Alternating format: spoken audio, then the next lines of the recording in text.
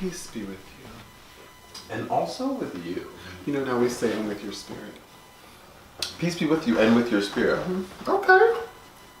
See, that was, I said such a read. Oh, good bitch. I was like, let's go to the Catholic Church can change.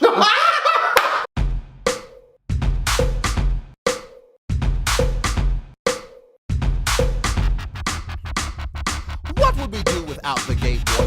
What would we do? What would we do? Welcome back. Welcome back. Happy Monday. Happy Monday. We are so glad that you are tuning in to us. We love you. Remember, you can get the podcast on iTunes and Spotify. You can also find us on YouTube. Yes. Get that visual going on. Okay. And then always check out Instagram. I'm at chic_chanter. Or at thedelon.com.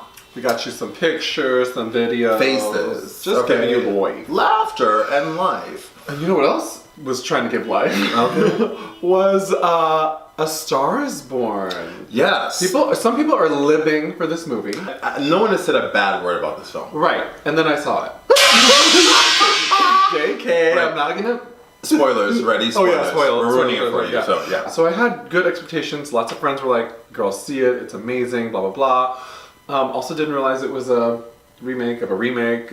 Girl, yeah, this is the fourth film that they've had, yeah. Tell me what you thought, though. Okay. I had a lot of ups and downs as far as it being a good movie, right? You know, when you see a good movie, you're like, that was a solid movie, and this is why. Mm-hmm. It had moments for me that was like, oh, that was really good. Mm-hmm. And then it had moments where I was like, okay, like that's kind of a boo part. I thought her acting was good, and she had some moments where I was like, yes, bitch, come through. And I like the person, like, it actually seemed like a real story. Like, very, very natural the way it was filmed. There was very little background music in it. I didn't notice that. Which also, with his hearing loss, I think that was part of a thing. Oh, you better find some nuance. Yes, Hey, wow, I didn't even notice that. I thought that Bradley Cooper, stupid. Girl. He acted his fucking face off. He was that fucking He was that film. man. He was that And he man. directed it. And partially wrote it, I think. And probably executive produced it. Right. Word on the street is he's famous. At the end, I was like, you made me feel that way. Yeah. Multiple times towards the end that I almost cried. Right? I got teary-eyed. Was it because you related more to him or him? And what the pain he was going through? 'Cause I feel very similarly. Him. Okay, I knew you would, bitch. Yeah. I knew it.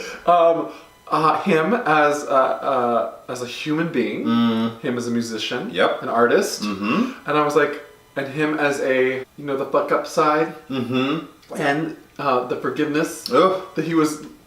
Oh God! So it was so rich. Complex. It was rich with all of that, and that's who we are as human beings. And I think why we go to the theater, a film or a play or a musical, is to see life in a safe environment where you can like witness it. We hold up a mirror to society and we go, wow, this might not be you, but it could be somebody you know. Or this part of it is somebody you know. The family part of it is something you know. So many things. One of my favorite things about the film was I felt there was a lot of improvisation.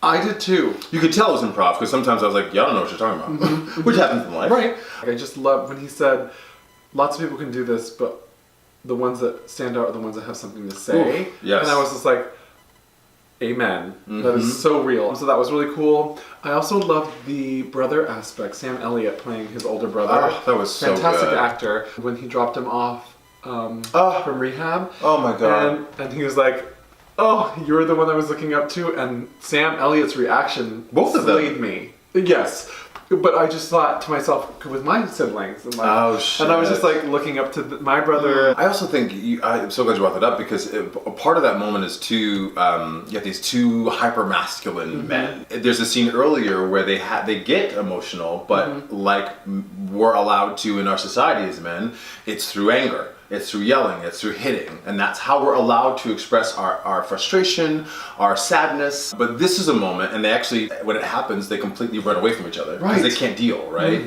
But as men, we don't give ourselves. We're not conditioned. We're not trained. We're not opened up to do that in our society. So it was, when you see men do it, you're like, oh my God, it's unbelievable.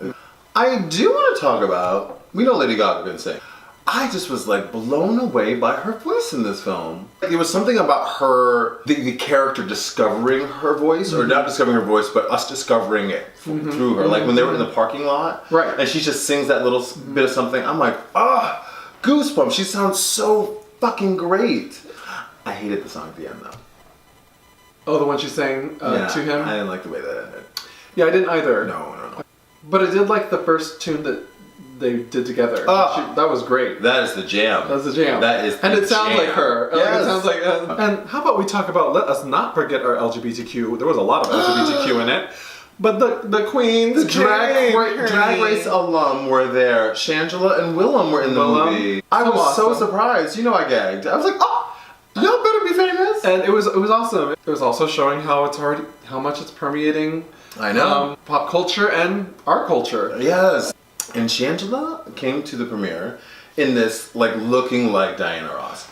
Big hair, gold mermaid gown. She looked fucking great on that red carpet. I said, you better show up. This is your moment. Well, I'm about to say, seize it. Okay. Seize it. Because what did Andy Warhol say? You got 15 minutes.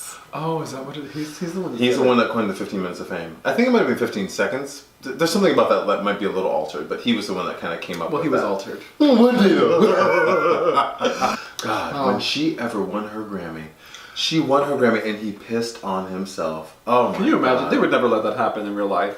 I feel like they wouldn't let him on the stage, but I don't know. Like, see, that was a little big to me. And yeah, you know they would have played her out way.